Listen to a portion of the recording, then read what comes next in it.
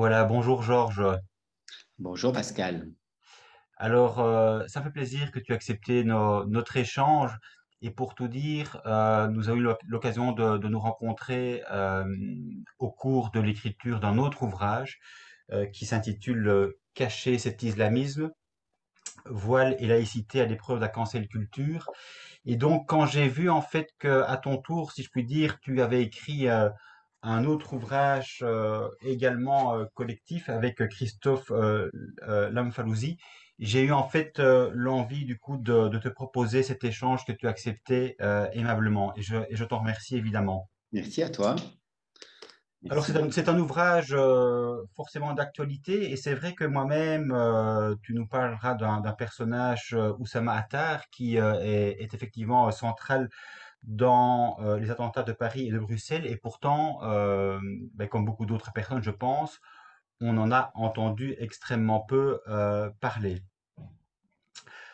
Alors, c'est un livre coécrit, je le disais. Donc Christophe Lamfalouzi, c'est un grand reporter, est-il dit, dans le carnet de couverture à la Libre Belgique, en charge des questions internationales et des affaires de terrorisme. Il est l'auteur de plusieurs ouvrages et co-auteur de Molenbeek sur Djihad, qui est sorti en 2017. Et toi-même, Georges, tu es médecin, ancien directeur des opérations de Médecins sans frontières, député au Parlement fédéral belge, où tu es spécialisé dans les questions de sécurité. Et tous les deux, vous êtes rendus à de nombreuses reprises en Irak et en Syrie. Alors, venons-en évidemment au sujet qui nous préoccupe, c'est-à-dire que, comme il est dit effectivement, tout le monde connaît Salah Abdel Salam et Abdelhamid Abaoud, qui sont de fait les acteurs des tueries du 13 novembre 2015. Et derrière ces djihadistes, est-il indiqué, il y a une ombre énigmatique, celle d'Oussama Attar. Comment se fait-il en fait, Georges, que cet homme effectivement soit aussi énigmatique? Et c'est un homme qui a su se faire extrêmement discret. C'est un Lacanois. Moi, j'ai tout à fait, par hasard, évidemment, habité pas très loin de chez lui. J'ai habité à Laken au tout début des années 2000. C'était à ce moment-là un adolescent. Et il s'est radicalisé par paliers. C'est un peu l'histoire qu'on raconte dans ce livre. D'abord au contact d'une maison des jeunes, au contact de vétérans qui revenaient d'Afghanistan. On se situe au lendemain des attentats du World Trade Center. Les Américains mènent cette offensive en Afghanistan. Tous ceux qui sont là-bas essayent de s'échapper rapidement et certains reviennent et certains vont arriver, atterrir place Williams, vont avoir une influence sur ce jeune Oussama Attar, la mosquée du coin également, la vidéothèque qui est assez au rez-de-chaussée de sa maison et qui est une espèce de caverne d'Ali Baba, de tout ce qu'on peut imaginer comme crime, à la fois de drogue, mais aussi de cassettes pédophiles, de vidéos de l'État islamique extrêmement violentes. Enfin, tout ça se situe là dans l'environnement immédiat d'Oussama Attar et il va s'imbiber de, toutes ces, de tout ce radicalisme, de tout cet extrémisme, et il va partir très tôt en Irak. Il va combattre dans les rangs d'Al-Qaïda. Il va être capturé par les Américains. Et puis les Belges n'auront de cesse, les Belges, alors beaucoup d'entre eux, c'est-à-dire des associations, des députés, mais aussi nos services de renseignement et aussi certains responsables politiques n'auront de cesse de le faire revenir ici en Belgique. Les uns parce qu'ils disent ce gaillard est innocent, il n'a rien fait de mal, il est surtout victime d'abandon, de discrimination en raison de son origine, et les autres pensant qu'il pourrait servir de ce qu'ils vont appeler, certains responsables des services de renseignement vont appeler un pot de miel, c'est-à-dire quelqu'un qui va pouvoir attirer des djihadistes ici en Belgique, être infiltré dans les milieux djihadistes et pouvoir donner des informations sur ces milieux. En fait, il n'en sera rien. Ce personnage va se retourner contre la Belgique au moment où il est libéré en 2012. Il va, dès ce moment-là, créer les prémices de ce qui sera après un véritable QG opérationnel pour les attentats de Paris et Bruxelles, ici à Bruxelles. Il va repartir en 2013 sur le terrain là-bas à Raqqa et il deviendra très rapidement le grand patron des opérations extérieures de l'État islamique, le grand patron des attentats. Et, et, il va diriger de Raqqa de manière très, très, très minutieuse, très précise, les attentats de Paris, Paris et Bruxelles. Et donc, c'est une histoire tout à fait incroyable, très peu connue, comme tu l'as dit. Euh, tous les acteurs de cette pièce, tous ceux qui ont côtoyé Oussama Attar, qui ont permis sa libération, qui ont voulu son retour en Belgique, aujourd'hui se font très discrets. Il y a une forme de gêne, évidemment, par rapport à cette histoire, mais il nous a semblé à Christophe Lamfalussy de la Libre Belgique et à moi-même que cette histoire devait être racontée, que cette histoire incroyable et choquante, très profondément choquante, évidemment, devait être connue parce que finalement, en démocratie, on a droit à la vérité et les victimes aussi ont droit Bien sûr. à la vérité. Bien sûr. Et c'est vrai que c'est un livre, en fait, si je puis dire, que je montre ici à l'écran, mais c'est un livre qui se lit, je dirais, comme un polar, hein. C'est-à-dire on entre vraiment dans la peau d'Attar, dans sa discrétion, dans le milieu qui était le sien, tu l'as dit, à Laken, et la manière dont il a gravi finalement les échelons au sein de l'État islamique. Ce qui est intéressant aussi dans le livre, outre le fait que je trouve il est très bien écrit et qu'il est quelque part extrêmement didactique, euh, on a aussi, je dirais, pour les personnes qui de fait ne sont pas forcément au fait de la question, on a un petit lexique de la djihadosphère autour d'Oussama Attar. Donc ça, je trouve que c'est vraiment intéressant. Et on dit chaque fois effectivement un petit peu quel est le rôle de chacun, entre guillemets, des intervenants. Et alors, on a aussi la chronologie des événements, je dirais, depuis effectivement la naissance d'Oussama Attar, le 4 mai 1984. Euh, Ce livre, en fait, Georges, il a été reçu comment? Puisque tu dis effectivement que quelque part, on n'avait pas forcément envie que ça se sache. C'était quand même un personnage discret. L'État lui-même n'a pas forcément souhaité, je dirais, euh, découvrir l'envers du décor. Et donc, du coup, ce livre, comment est-il reçu actuellement? Et donc moi, j'avais évidemment toutes sortes d'inquiétudes parce que c'est un livre enquête, c'est pas un livre qui se veut un brûlot politique, il ne s'agit pas de régler des comptes, il s'agit simplement de dire les choses, de raconter les faits. Mais c'est un livre qui effectivement va très loin dans l'enquête. On a eu accès à toutes sortes de sources, à la fois belges, françaises, irakiennes, des sources de services de renseignement, des sources d'avocats, de proches, etc. Et donc, moi, j'étais très inquiet de voir d'abord comment les spécialistes allaient recevoir ce livre. Et l'accueil de ce point de vue-là était excellent, puisque je dirais tous les journalistes spécialisés qui suivent cette question-là ont été assez impressionnés, je peux le dire, Mhm. par la qualité effectivement, de l'enquête, par les détails, par une série de scoops, parce que les journalistes spécialisés connaissaient évidemment une partie de cette histoire, mais il y a toute une partie qui n'avait jamais été révélée.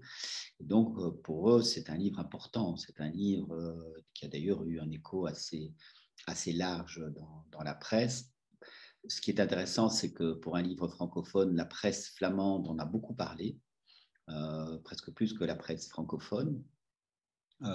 Il est encore mal connu en France, par contre. Et donc, de ce point de vue-là, c'est un succès, vraiment. Ce qui est intéressant aussi, c'est que dans les milieux politiques, personne n'ose vraiment en parler. Euh, et c'est intéressant parce qu'il y avait un député flamand qui a interrogé le ministre de la Justice sur ce livre en commission de la Justice récemment en disant écoutez, cette histoire est incroyable. Qu'est-ce que vous en pensez, monsieur le ministre de la Justice? Et le ministre a répondu écoutez, c'est une histoire passionnante que je ne peux ni confirmer ni infirmer. C'est ça. Et donc, pour l'instant, c'est un petit peu silence radio du côté des responsables gouvernementaux, des responsables de la sécurité.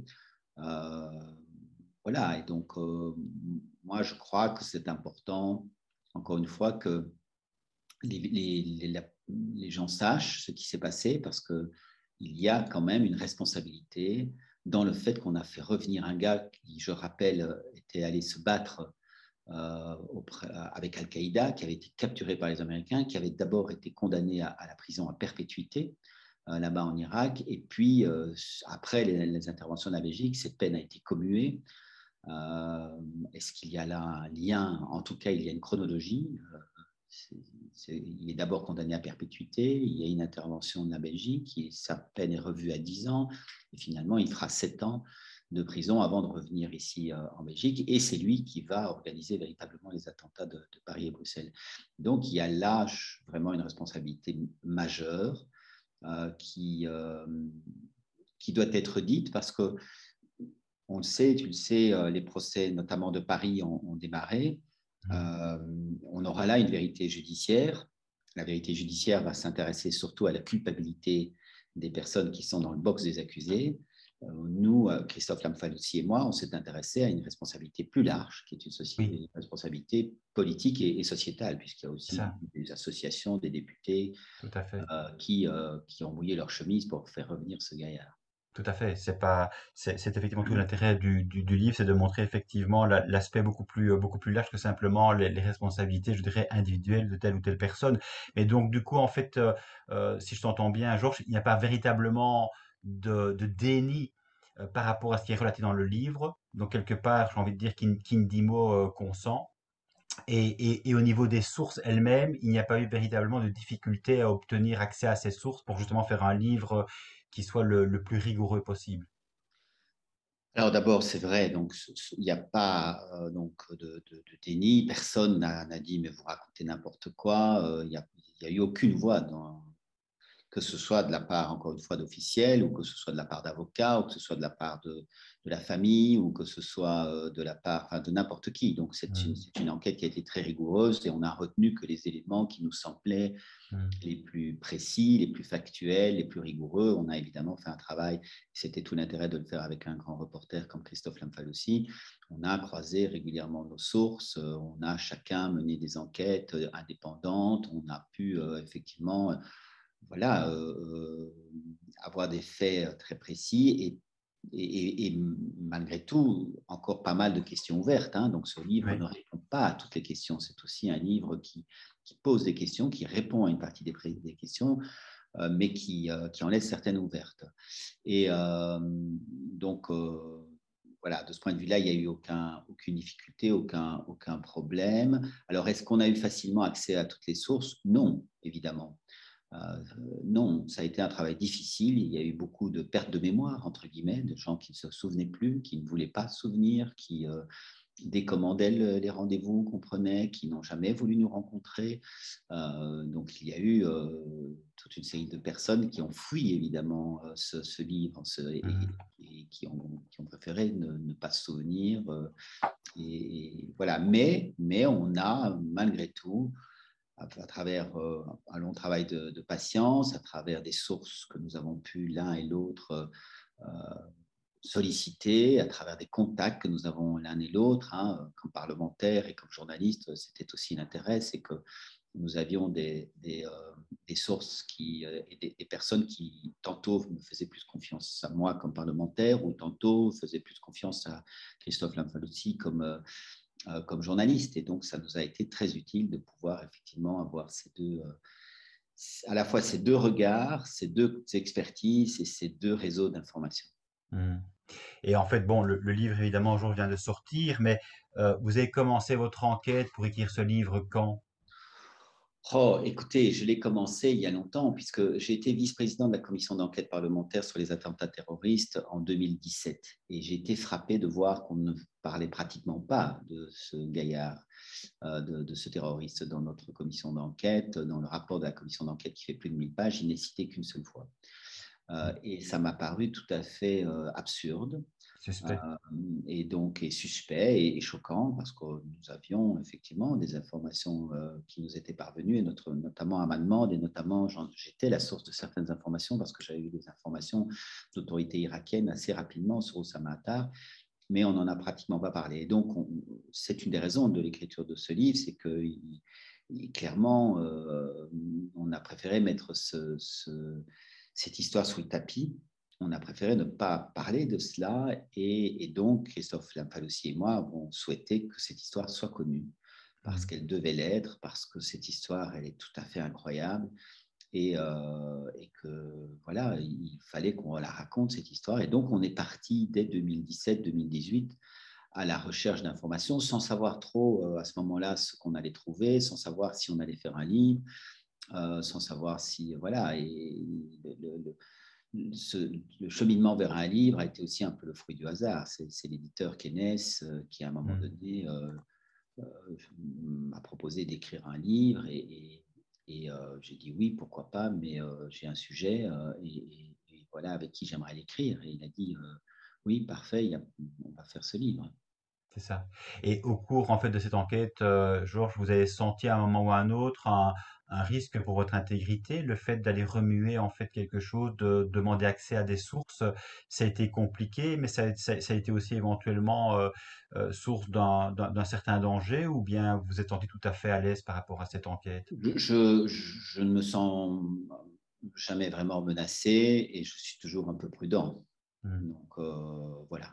mm, Je, mais je suis prudent et je fais un peu attention et mon adresse ne se trouve pas sur les réseaux sociaux. c'est ça. Mais en fait, évidemment, comme tu le dis dans les premières pages du livre, tout part en fait de Laken. Une question évidemment que l'on se pose, c'est, on voit évidemment que certaines communes en Belgique se sont effectivement islamisées, et la question que l'on se pose évidemment à Laken, mais dans d'autres communes aussi, comment se fait-il quelque part que l'islamisme identitaire a pu effectivement prendre corps à Laken, au point où les jeunes se retrouvent un petit peu en déshérence, avec le risque effectivement qu'ils soient pris sous la coupe de certains imams. Vous le dites ici à la page 26 de votre livre, hein, mais sur la place Willems, la religion prend bientôt une toute autre tournure. Elle devient politique et propose aux jeunes issus de l'immigration de revenir à un islam identitaire inspiré par le salafisme. Comment se fait-il que des jeunes en fait qui ont grandi en Belgique, qui a priori sont scolarisés, sont intégrés, ont goûté, je dirais, à l'émancipation, à la vie occidentale, soudainement se laissent prendre par justement cet islam identitaire. Que se passe-t-il en fait? C'est un des grands intérêts, je pense, de cette enquête qu'on mène, c'est qu'on raconte ces premières étapes. On raconte ce quartier qui change, dont la population change, dont la démographie change.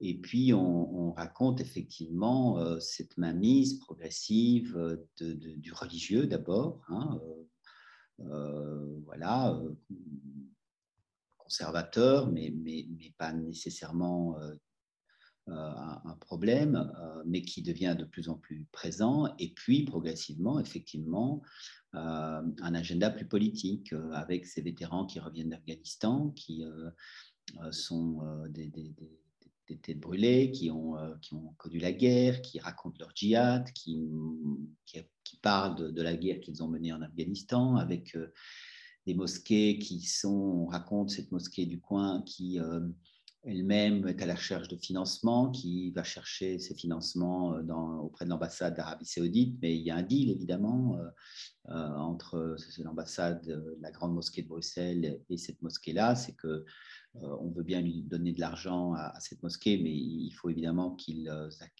acceptent le credo wahhabite. Euh, il y a euh, il y a aussi cette vidéothèque hein, dont j'ai parlé Oui. tout à l'heure. Donc, tous ces ingrédients-là qui sont aussi parfois mêlés à du grand banditisme, à de la délinquance qui existe préalablement, vont devenir de plus en plus prégnants. Et ce qui est intéressant, c'est que les autorités locales se rendent compte quand même qu'il y a là une menace, un danger, enfin pour partie, certains ne s'en rendent pas vraiment compte. Là, on a rencontré un policier tout à fait intéressant qui nous dit, moi je dois avouer que j'ai pas vu venir certaines choses. Mm. Euh, et se met en place en fait une offre sociale dans le quartier très très importante, de plus en plus importante, une école de devoirs, une école des enfants, une école des jeunes, un, un centre de la culture, mais une maison de la prévention, etc. Mais tout ça finalement ne sera pas efficace. Et donc, c'est un des éléments intéressants de ce livre, qui est de montrer que, certes, une offre sociale, ça n'est pas inutile, c'est même souvent indispensable, c'est même très bien, mais on est face à véritablement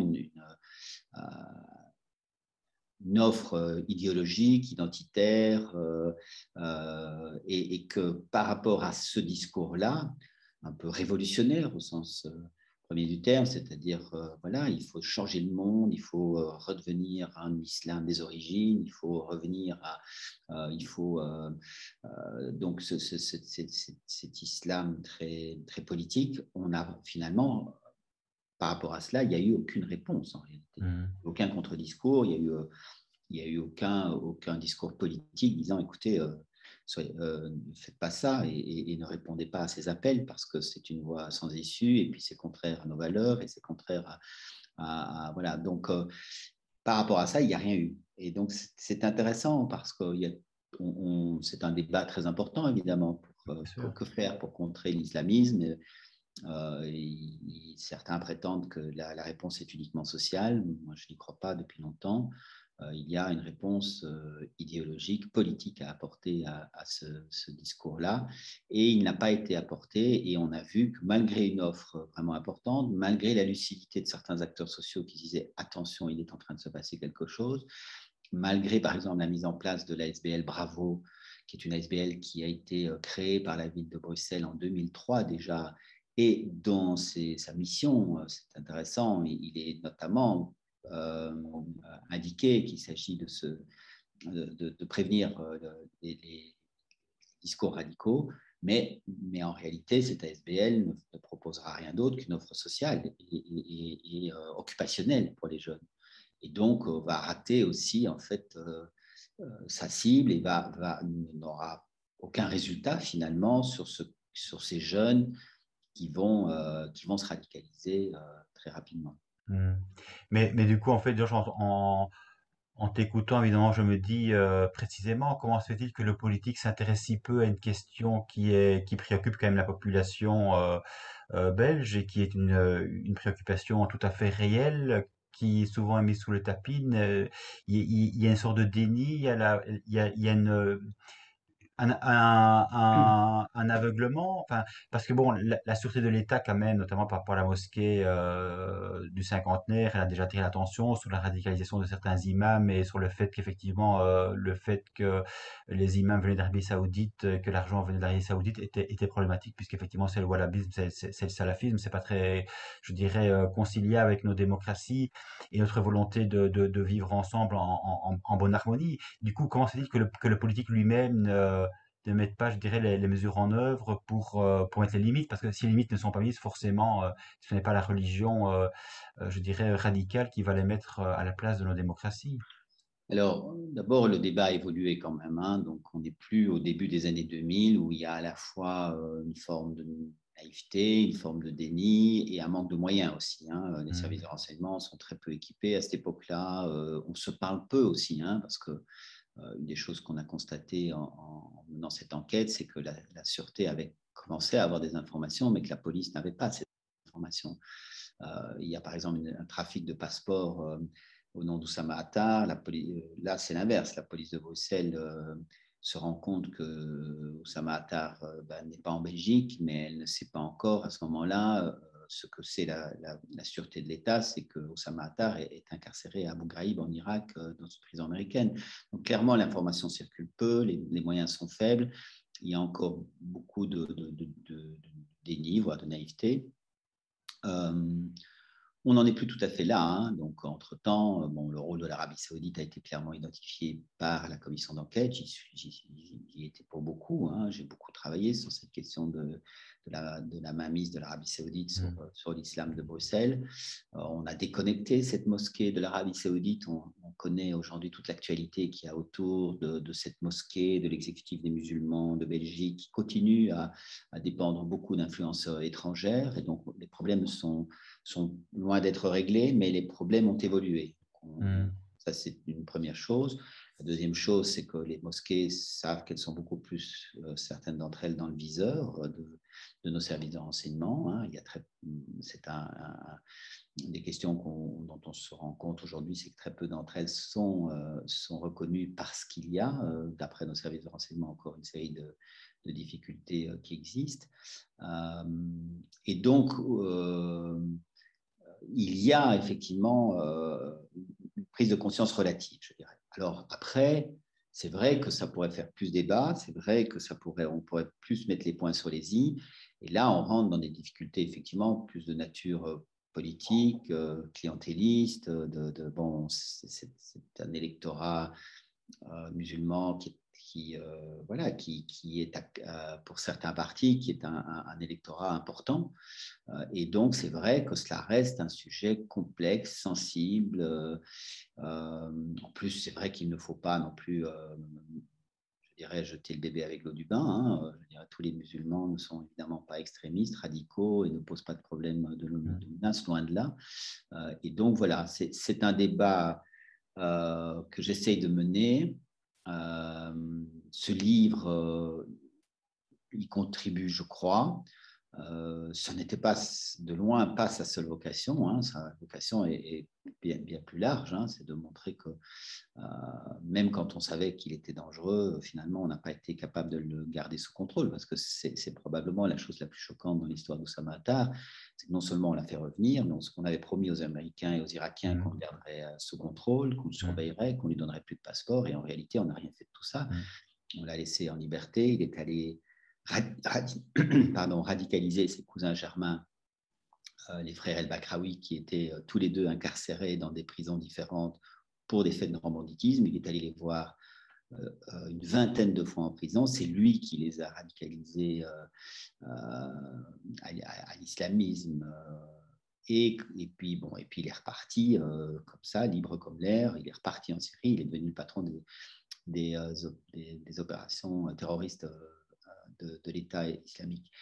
Et ça, voilà, ça c'est un volet très important évidemment du livre. Hein, c'est que d'une certaine manière, on peut même se dire que les efforts de la Belgique pour tenter de le libérer et pour obtenir sa libération ont en quelque sorte contribué finalement à la commission de ces attentats en Belgique. Oui.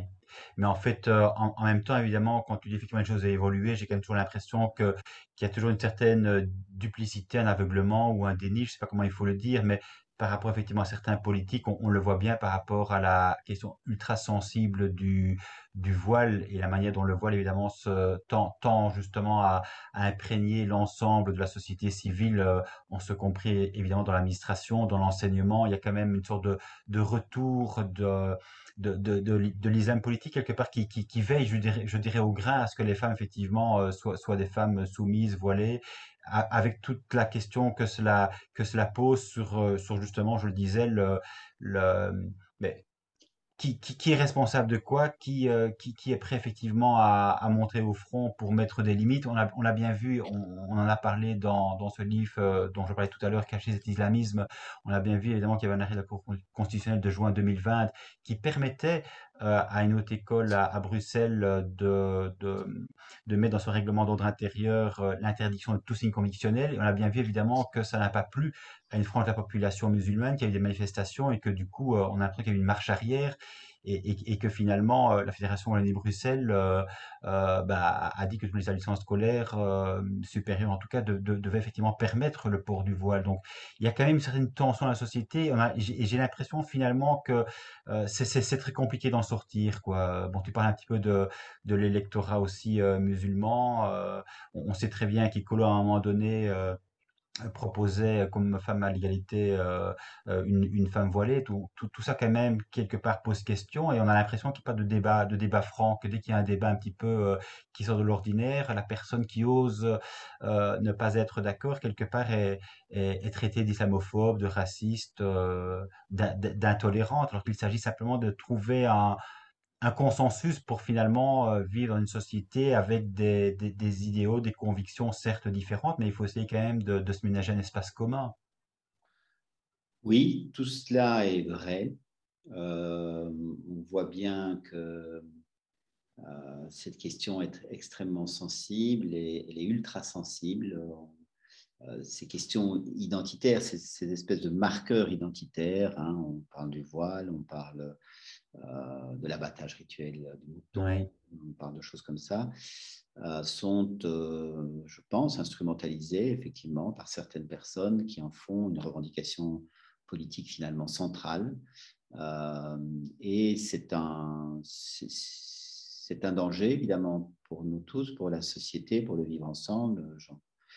J'en parlais d'ailleurs encore récemment avec des élus d'origine enfin, maghrébine en disant il faut absolument qu'on parvienne à se parler de ces questions-là calmement, sereinement, sans tabou, parce que c'est inquiétant de voir à quel point aujourd'hui on est effectivement tout de suite ostracisé, tout de suite caricaturé, euh, oui, diabolisé, enfin j'en ai fait les frais. Oui, Euh, voilà, et je trouve que ça n'est pas normal. Ça n'est pas normal. Alors en même temps, je veux être aussi nuancé dans le fait que, et je le dis souvent d'ailleurs, il n'y a pas pour moi de communauté musulmane. Chacun mhm, a une opinion, une liberté, un comportement, un point de vue. Et pour moi, je refuse de voir un ensemble qui serait homogène et qui n'aurait qu'une seule opinion. Je pense que c'est ce que je dis, je dis tout le temps. On est tous des citoyens. On a des croyances ou pas. On a des opinions politiques, on a tous à pouvoir ensemble définir quel est notre projet de société. Et moi, évidemment, je tiens beaucoup à la neutralité de l'État, je tiens beaucoup à des valeurs de liberté de conscience, d'opinion, et à pouvoir les exprimer librement sans me faire immédiatement harceler, invectiver, pour avoir osé dire des opinions qui restent toutes des opinions parfaitement acceptable et valable et absolument dénué de toute forme de racisme, évidemment. c'est ça. Il y a toujours un petit peu genre cette tension entre la liberté d'expression et la liberté religieuse où on a l'impression que dès que l'on parle librement, on le voit bien avec Charlie Hebdo, les caricatures, Samuel Paty, etc. On voit bien cette difficulté, même en démocratie, de s'exprimer librement, parce qu'aussi quelque part, même les personnes qui devraient quelque part défendre ces valeurs de liberté d'expression ne sont pas toujours effectivement à même de comprendre les enjeux.